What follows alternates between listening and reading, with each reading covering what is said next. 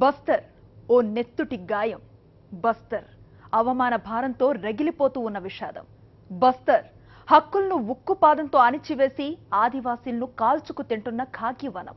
పాలకుల దుర్నీతికి, పోలీసుల దుర్మార్గాలకి అది నిలువెత్తు సాక్ష్యం. అవును, ఛత్తీస్గఢ్ అటవీ ప్రాంతమంతా ఇప్పుడు బస్తర్ లాగే భయం భయంగా బిక్కు బిక్కుమంటూ రోదిస్తోంది. ఈ పెద్దావిడ ఛత్తీస్గఢ్లోని బస్తర్లో ఉంటున్నారు. ఈమె ఇంటిపై కొద్ది రోజుల క్రితం 2 డజన్ల మంది దుండగులు దాడి చేశారు. ఇంట్లోకి బలవంతంగా చొరబడ్డారు. నానా భీభత్సం సృష్టించారు. తక్షణమే బస్తర్ ఖాళీ చేసి వెళ్లిపోవాల్సిందిగా బెదిరించారు. బస్తర్ వదిలి వెళ్లకపోతే ప్రాణాలు తీసేస్తామని హెచ్చరించారు. ఇంటి యజమానిని స్థానిక ఠాణాకు పిలిపించుకుని బేలా భాటియాను వెంటనే ఇల్లు ఖాళీ చేయించి బస్తర్ నుంచి పంపించి వేయకపోతే తీవ్ర పరిణామాలు ఎదుర్కోవాల్సి వస్తుందని భయపెట్టారు. వెంటనే బస్తర్ ఖాళీ చేసి వెళ్లిపోతానని బేలా భాటియా చేత బలవంతంగా ఓ కాగితంపై సంతకం తీసుకున్నారు. దుర్మార్గులు పేట్రేగిపోతున్న తరుణంలోనే బేలా భాటియా వాట్సాప్లో జిల్లా కలెక్టర్కు ఒప్పందించారు.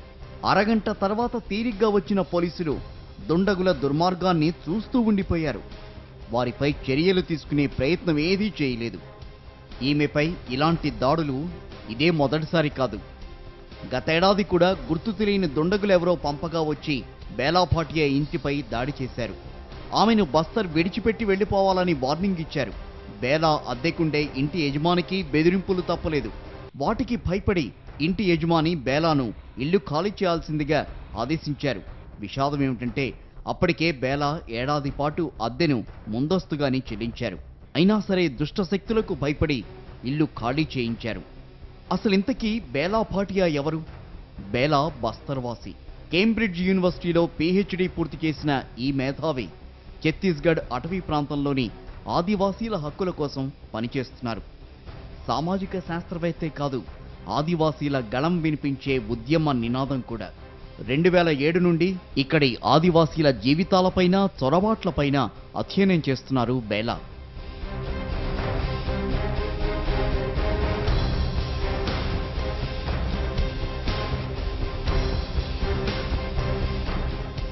బేలాపై దాడులకు గల కారణం ఏంటంటే ఈ మధ్యనే బస్తర్ అటవీ ప్రాంతానికి జాతీయ మానవ హక్కుల కమిషన్ బృందం వచ్చింది. కొంతకాలం క్రితం పోలీసులు, సిఆర్పీఎఫ్ సిబ్బంది దుర్మార్గాలకు బలైపోయిన బాధిత గిరిజనుల నుండి వివరాలు సేకరించేందుకు వచ్చింది బృందం. ఈ బృందానికి బేలా భాటియా సహకరించారు. విషయం ఏమిటంటే 2015లో పోలీసులు 16 మంది ఆదివాసీ మహిళలపై అకృత్యాలకు పాల్పడ్డారు. కొందరిని అత్యాచారం చేసిన పోలీసులు మరికొందరిని లైంగికంగా వేధించారు. ఈ అభియోగాలపైనే పోలీసులపై ఫిర్యాదులు అందాయి. వాటిపై దర్యాప్తు చేయడానికే మానవ హక్కుల కమిషన్ ప్రతినిధులు వచ్చారు. వారి దృష్టికి ఆదివాసీలపై జరిగిన ఘోరాలను తీసుకురావడమే కాకుండా దర్యాప్తు అధికారులకు బేలా సహకరించడంతో పోలీసులు మండిపోయారు. బేలా భాటియా వంటి వాళ్లు బస్తర్లో ఉంటే తమకు శాంతి అన్నదే ఉండదని పోలీసులు స్థిర నిశ్చయానికి వచ్చారు. ఆదివాసీ ప్రాంతాల్లో హక్కులు అణిచివేయడానికి పోలీసుల దగ్గర చాలా వ్యూహాలుంటాయి. అలాంటి వ్యూహంలో భాగంగా పోలీసులు స్వచ్ఛంద సంస్థల వంటివి నెలకొల్పుతారు. వాటి ముసుగులో పోలీసులను ఇబ్బంది పెట్టే హక్కుల నేతలపై దాడులు జరుపుతూ ఉంటారు. బస్తర్లో ప్రభుత్వం, పోలీసులు కలిసి ఆదివాసీల జీవితాలను దుర్భరప్రాయం చేస్తున్నారని బేలా భాటియా తీవ్ర ఆవేదన వ్యక్తం చేస్తున్నారు. There are murders happening. I mean, hundreds, people have lost lots of people have lost their life. Entire villages have been burnt. I mean, houses. So it's at a very different scale, and that is why what is happening right now is to people like us. So a lot of it is catching media attention, and hopefully through us it will redraw the attention of the world, to the plight of the people. You see, तो अभी तो केवल क्या है कि हम लोग based on our own professional capacities, हम लोग जो भी ह्यूमन राइट्स एक्टिविस्ट की तरह, राइटर की तरह, जो भी लॉयर की तरह, उनके इश्यूज पर हम ले रहे थे, हम लड़ रहे थे. मगर पॉइंट है कि उनके साथ में जो कुछ भी सरकार कर रही है वो तो गलत है. क्योंकि सरकार अपना counter insurgency rule of law के फ्रेमवर्क में नहीं कर रही है. ఛత్తీస్గఢ్లో సామాజిక ఏక్తా మంచ్ అనే ఓ సంస్థ నెలకొల్పారు. అయితే ఆ సంస్థ పోలీసులకు అనుబంధంగా పనిచేస్తూ దుర్మార్గాలకు పాల్పడుతోందని బహిర్గతం కావడంతో ఆ సంస్థను మూసివేశారు. ఆ తర్వాత అగ్ని పేరిట మరో సంస్థ ఆవిర్భవించింది. అగ్ని కూడా పోలీసుల అనుబంధ దుకాణమే అన్నది మేధావుల ఆరోపణ. ఆదివాసీ ప్రాంతంలో మావోయిస్టులకు వ్యతిరేకంగానే అగ్ని వంటి సంస్థలు చాలానే నెలకొల్పారు పోలీసులు. ఆ సంస్థల ముసుగులో ఆదివాసీలపై దాడులు చేయిస్తున్నారని మేధావులు ఆరోపిస్తున్నారు.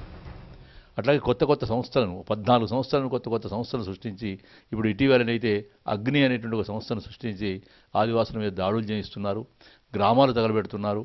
ముఖ్యంగా తాడిమట్ల మొదలైన 3 గ్రామాలలో నేను తగలబెట్టినటువంటి విషయంలో కానీ, ఆ గ్రామాలలో స్త్రీల మీద చేసినటువంటి నేండ్ర, తాడిమట్ల మొదలైన గ్రామాల్లో మహిళలపై జరిగినటువంటి అత్యాచారాల విషయంలో కూడా, ఈ అత్యాచారాల్లో సాయుధ అర్ధసైనిక బలగాల ఉన్నారనేటువంటి విషయాన్ని నందిని సుందర్ సుప్రీంకోర్టులో వేసినటువంటి పిటిషన్లో వాళ్ళ దృష్టికి తెచ్చిన సందర్భంలో దాన్ని సువమోటోగా 16 మంది స్త్రీల మీద లైంగిక అత్యాచారాలు పారామిలిటరీ బలగాలే చేసినటువంటి విషయం రుజువైన నేపథ్యంలో ఐజీ తరఫున ఉండేటువంటి వాళ్ళను స్వయంగా అక్కడ ఉండే ఎస్పీని ఐజీ కల్లూని రావాల్సిందిగా కూడా నేషనల్ హ్యూమన్ రైట్స్ కమిషన్ కోరడం, ఆయన ఆసుపత్రిలో ఉన్నానని చెప్పి ఆసుపత్రి పాలై మళ్ళీ రెండోసారి వాయిదా కూడా రాకుండా పోవడం, ఇప్పటికైనా ఎగ్జంప్షన్ ఇచ్చినప్పటికి కూడా ఎన్హెచ్ఆర్సీ ఇచ్చినటువంటి విజ్ఞప్తులను కూడా ఈ నెల 16వ తేదీ రావాల్సి ఉండేది దానికి ఎన్హెచ్ఆర్సీ విజ్ఞప్తిని కూడా లెక్కబెట్టకుండా ఉన్న సమయంలో ఇంకా ఎన్హెచ్ఆర్సీ కూడా అసహాయత ప్రకటిస్తే సుప్రీంకోర్టులో వేసే తప్ప దీనికి పరిష్కారం లేదనే పరిస్థితిలో ఇవాళ ఉంది.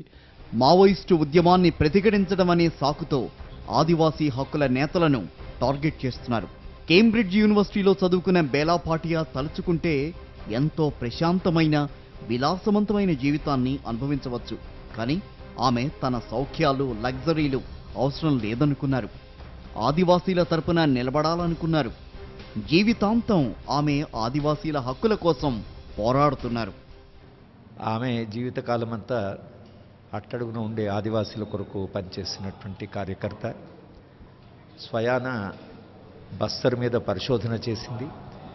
బస్తరు ప్రజలకి, ముఖ్యంగా బస్తర్లో ఉండే ఆదివాసీల సమస్యల మీద పోరాడుతూ వాళ్ళతో బాటే జీవిస్తున్నది.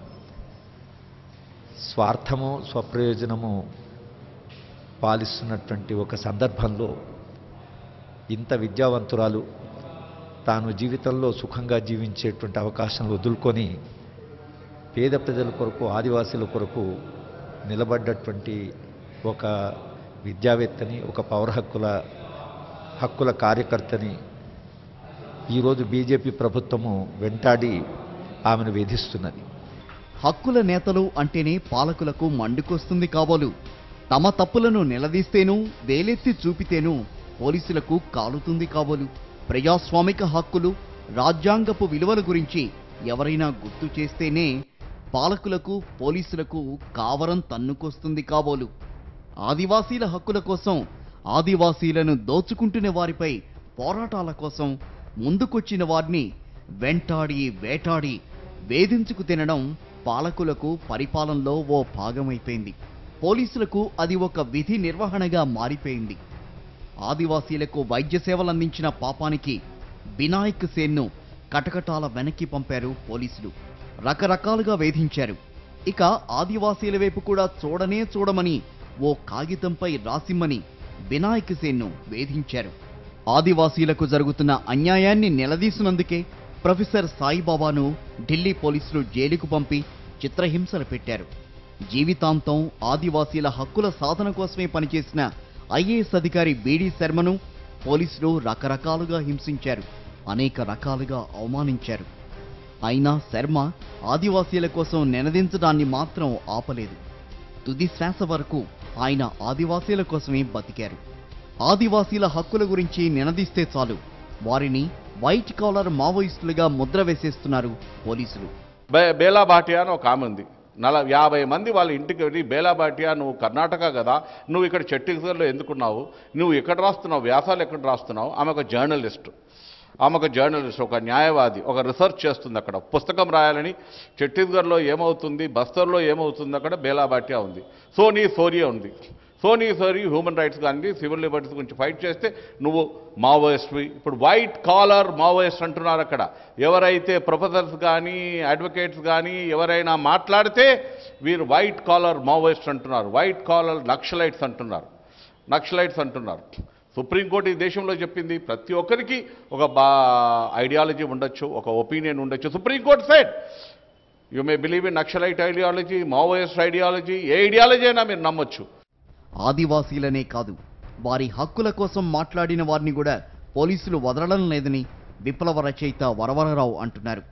బస్తర్ రేంజ్ ఐజీ కల్లూరి ఓ నియంతలా వ్యవహరిస్తున్నారని మేధావులు, హక్కుల సంఘాల నేతలు ఆరోపిస్తున్నారు. బస్తర్లో కొద్ది నెలలుగా ఆదివాసీలపై దాడులు, ఆదివాసీలపై అత్యాచారాలు చేసిన వారిపై హక్కుల నేతల ఫిర్యాదుల నేపథ్యంలో తెలంగాణ రాష్ట్రం నుండి ఓ నిజ నిర్ధారణ కమిటీ ఛత్తీస్గఢ్ వెళ్ళింది. అయితే అక్కడికి వెళ్లిన వెంటనే పోలీసులు అడ్డుకుని మీకు ఛత్తీస్గఢ్లో పనేమిటని నిలదీసి అడ్డుకున్నారని కమిటీ సభ్యుడు ఆమ్ ఆద్మీ పార్టీ నేత పిఎల్ విశ్వేశ్వరరావు ఆరోపించారు. పర్మిషన్ లేకుండా బస్తర్కి రావడానికి వీలు లేదు. ముందు మీరు పోలీస్ స్టేషన్కి రావాలి. పోలీస్ స్టేషన్కి వచ్చిన తర్వాత మీరు బస్తర్లో ఉండాలి. మొన్న నేను కోర్టులో మాట్లాడుతున్నారు, ఏమంటారు, మీరు ఛత్తీస్గఢ్ ఎందుకు వచ్చినారు, మీరు అడ్వకేట్స్ కదా, మీరు రీసెర్చర్ కదా, మీరు జర్నలిస్ట్ కదా, కళాకారులు కదా. అక్కడ ఆర్గ్యుమెంటు కోర్టులో ఏమంటున్నారు, అక్కడ మీరందరూ 7 మంది ఎందుకు కలిసినారు, మీరు వేరే వేరే ప్రొఫెషన్స్లో ఉన్నారు కదా, మీరందరూ కలుస్తున్నారు కాబట్టి, కన్స్పైర్ చేస్తున్నారు కాబట్టి, మీరందరూ మావోయిస్టులు, మేమందరూ గవర్నమెంట్ మీరు ఓవర్త్రో చేయడానికి ప్రయత్నిస్తున్నారు కాబట్టి, you are trying to overthrow the government కాబట్టి, you are destabilising the state కాబట్టి మిమ్మల్ని మేము అరెస్ట్ చేస్తామంటారు. అట్లా ఎక్కడైనా పరిస్థితి ఉందా? దేశంలో ఒక రాజ్యాంగం ఉంది. మనం ఎక్కడికైనా వెళ్ళొచ్చు, ఎక్కడైనా ఉండొచ్చు, ఎక్కడైనా నివాసం చేయొచ్చు, ఏ పుస్తకమైనా రాయొచ్చు, ఒక సినిమా చేయొచ్చు, డాక్యుమెంటరీ తీయచ్చు. వాళ్ళు మాత్రం అక్కడ పోలీసు మాత్రం అంటున్నారు మీరు ఇక్కడికి రావడానికి వీల్లేదు, మీరు పోలీస్ స్టేషన్కి రావాలి, పోలీస్ స్టేషన్లో పర్మిషన్ తీసుకోవాలి, పోలీస్ స్టేషన్లో పర్మిషన్ తీసుకున్న తర్వాతనే మీరు బస్తర్లో తిరగడానికి మీకు ఏమైనా హక్కులు ఉంటాయంటున్నాడు. కాబట్టి వీఆర్ డిమాండింగ్ ఇది ఛత్తీస్గఢ్ పబ్లిక్ సెక్యూరిటీ యాక్ట్ ఏదైతే ఉందో అది చాలా డ్రకోనియన్ యాక్ట్. అది ఆ లాని అబాలిష్ చేయాలి. ఆ లా ఈ దేశంలో ఉండడానికి వీల్లేదు. పోలీసులు మాత్రం ఛత్తీస్గఢ్ భారతదేశంలో ఓ భాగం కాదన్నట్టుగానే వ్యవహరిస్తున్నారు.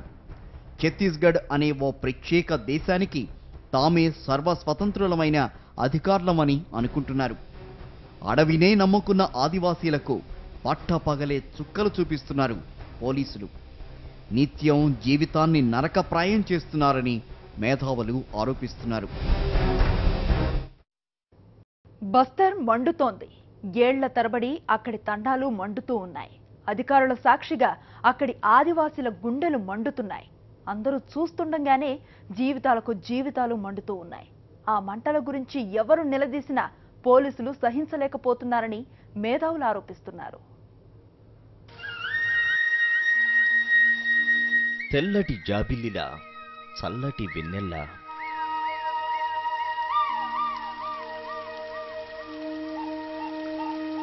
ఆకుపచ్చదనం పైనుంచి జాలుబారే మంచు చుక్కల, ఆకాశం నుంచి దూసుకొచ్చే వెచ్చటి రవి కిరణంలా,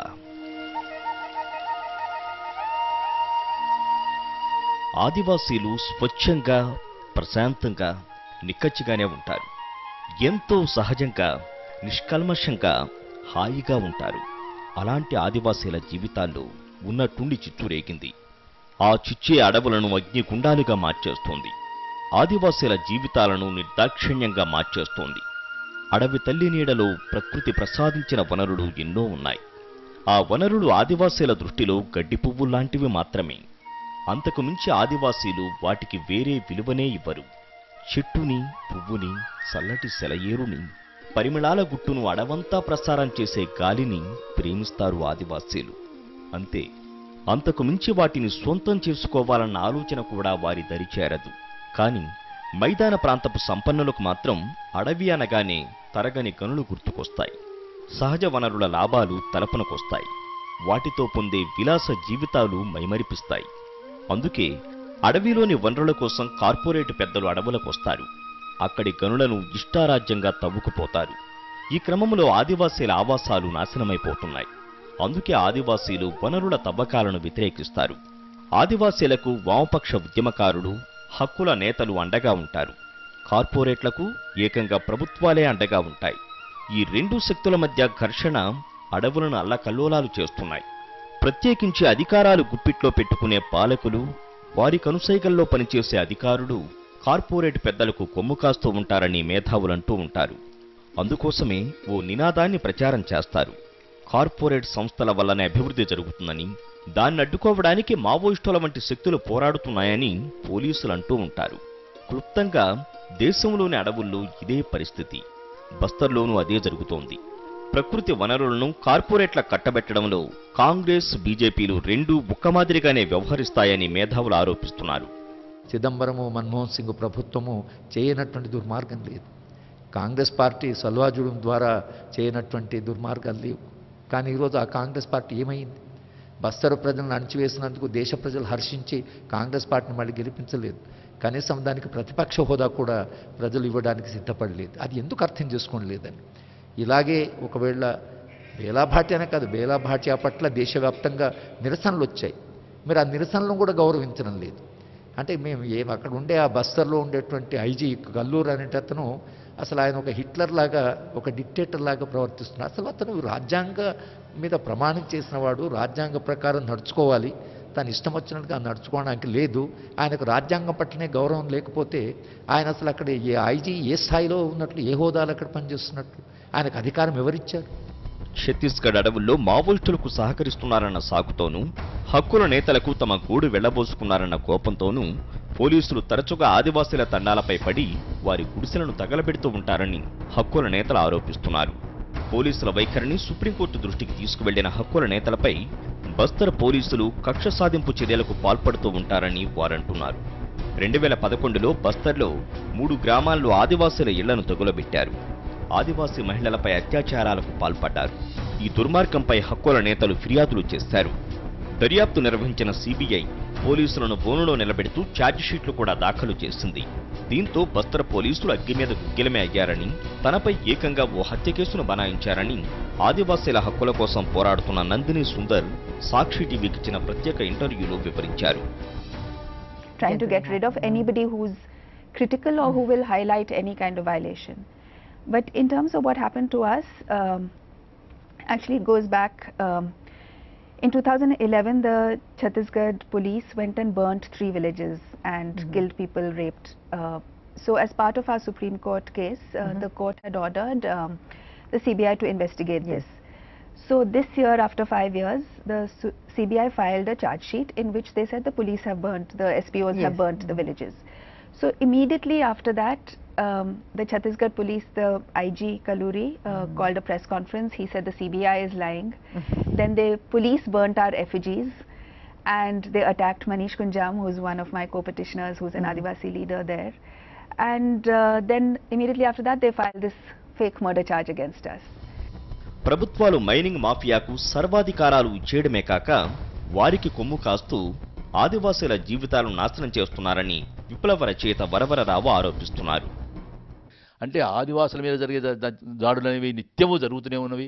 ఈ నిత్యం జరిగేటువంటి వాళ్ళల్లో వందలాది మందిగా, వేలాది మందిగా చనిపోతున్నటువంటి ఉన్నారు, లైంగిక అత్యాచారాలకు గురి అవుతున్న వాళ్ళు ఉన్నారు, గ్రామాలు తగలబడుతున్నవి. ఇవన్నీ కూడా ఏంటంటే బడా కంపెనీల కోసం, బహుళజాతి కంపెనీల కోసం, అక్కడ ఉండేటువంటి చాలా విలువైనటువంటి ఖనిజాలన్నీ దోచిపెట్టడం కోసం, ఖనిజాలకు తవ్వకాల కోసం ఇవ్వడం కోసం కోల్ మైన్ కానీ, మైనింగ్ మాఫియాకు కానీ ఛత్తీస్గఢ్ అంతా, ముఖ్యంగా బస్తర్నంతా అప్పగించేటువంటి కుట్రలో భాగంగా అక్కడ రమణ్ సింగ్ ప్రభుత్వం కావచ్చు, కేంద్రంలో ఉండేటువంటి మోడీ ప్రభుత్వం కావచ్చు, దండకారణ్యంలో భాగంగా ఉండేటువంటి గడ్చిరోలి భాగంగా ఉండేటువంటి మహారాష్ట్ర ప్రభుత్వం కావచ్చు, ఒరిస్సా ప్రభుత్వం కావచ్చు, తెలంగాణ, ఆంధ్ర ప్రభుత్వం కావచ్చు, మొత్తానికి 7 రాష్ట్రాల ప్రభుత్వాలు, కేంద్ర ప్రభుత్వం కలిసి మావోయిస్టుల ప్రభావం ఉండేటువంటి ప్రాంతం అంతా కూడా, తూర్పు మధ్య భారతాల్లో ఉండేటువంటి భాగాన్నంతా కూడా బడా కంపెనీలకు ఇచ్చేటువంటి కుట్రలో భాగంగానే ఆపరేషన్ గ్రీన్ హంట్ పేరుతో ఇది చేస్తున్నారు. ఇప్పుడు అడవుల్లో అభివృద్ధిని అడ్డుకుంటున్నారని మావోయిస్టులను, వారికి సానుభూతి పరులని ముద్ర వేసి హక్కుల నేతలను పోలీసులు విలన్లుగా చిత్రీకరించే ప్రయత్నం చేస్తున్నారని మేధావులు ఆరోపిస్తున్నారు.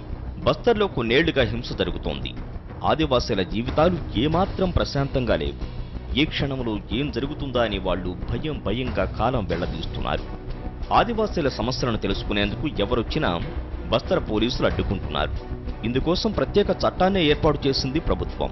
ఈ చట్టాన్ని రద్దు చేసేంత వరకు పోరాడుతూనే ఉంటామని మేధావులు హెచ్చరిస్తున్నారు. We are demanding ఇది ఛత్తీస్గఢ్ పబ్లిక్ సెక్యూరిటీ యాక్ట్ ఏదైతే ఉందో అది చాలా డ్రకోనియన్ యాక్ట్. అది ఆ లాని అబాలిష్ చేయాలి.